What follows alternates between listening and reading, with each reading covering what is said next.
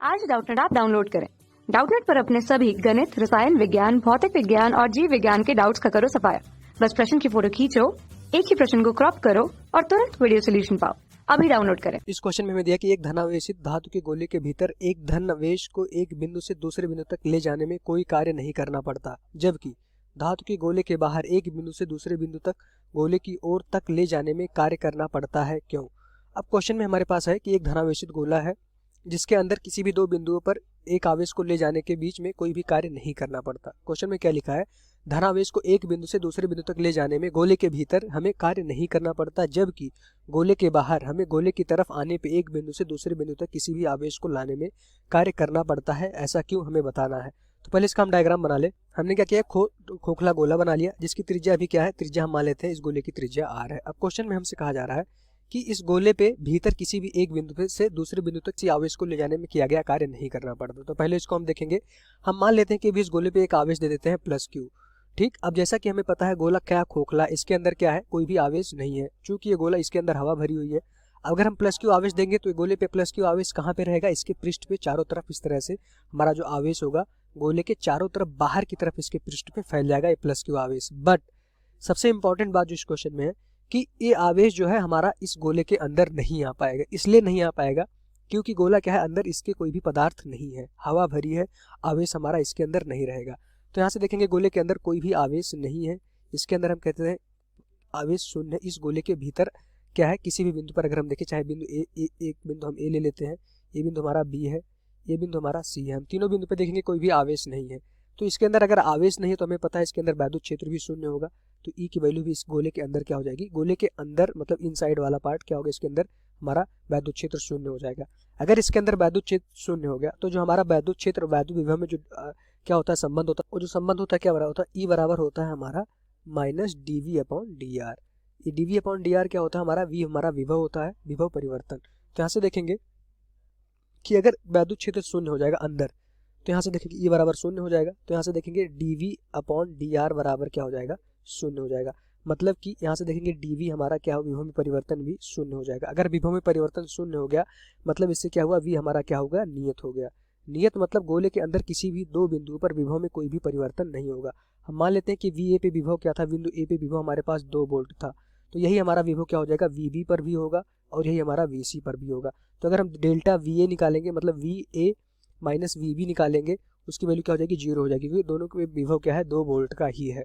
तो विभव में परिवर्तन गोले के अंदर किसी भी बिंदु पे नहीं हो रहा है, तो किया गया कार्य क्या होता है, हमारा विभवांतर के बराबर होता है।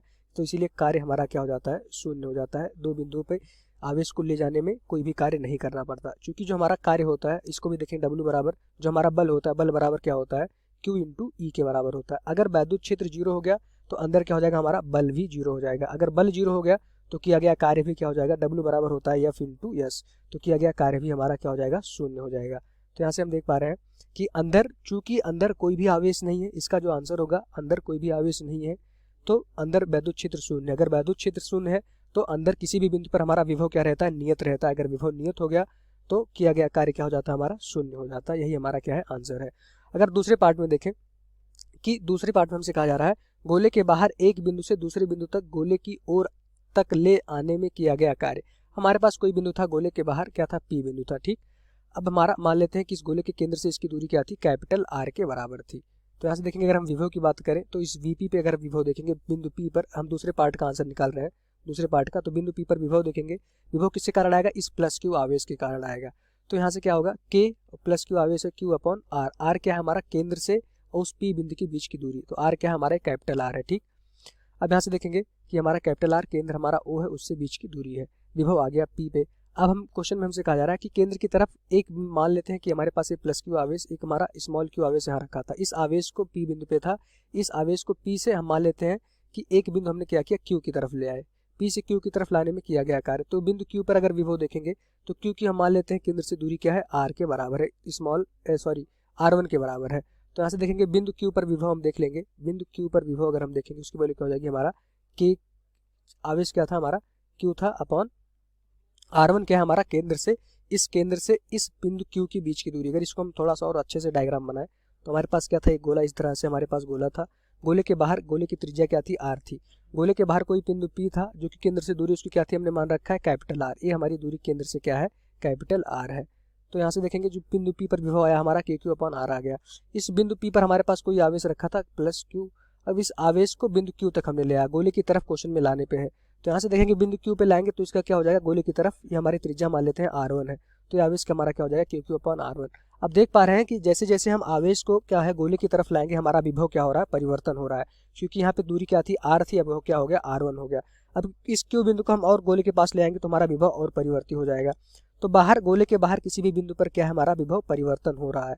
मतलब कि क्या है कि अगर अभी हमारा P बिंदु यहाँ पे था, दूरी केंद्र से क्या थी, R थी, तो विभव कुछ और आएगा। जैसे P बिंदु को हमने इधर ले आया विस्थापित करके तो केंद्र से दूरी घट रही है, फिर देखेंगे केंद्र से दूरी और घट गई। जैसे जैसे हम केंद्र की तरफ आ रहे हैं गोले की तरफ तो हमारा विभव लगातार क्या हो रहा है, बढ़ रहा है, मतलब विभव में परिवर्तन हो रहा है।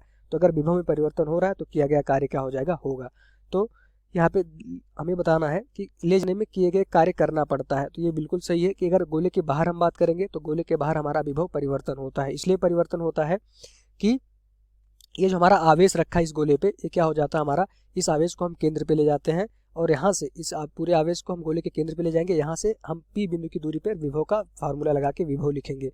तो विभव लगातार बदलेगा, इस वजह से हमारा किया गया कार्य जो विभव में अंतर होगा तो किया गया कार्य करना पड़ेगा। बाहर किसी भी बिंदु पे हमें कार्य मिलेगा, लेकिन गोले के अंदर की बात करेंगे तो हमारा कार्य क्या हो जाएगा, शून्य हो जाएगा, क्योंकि गोले के अंदर विभव क्या रहता है, नियत रहता है।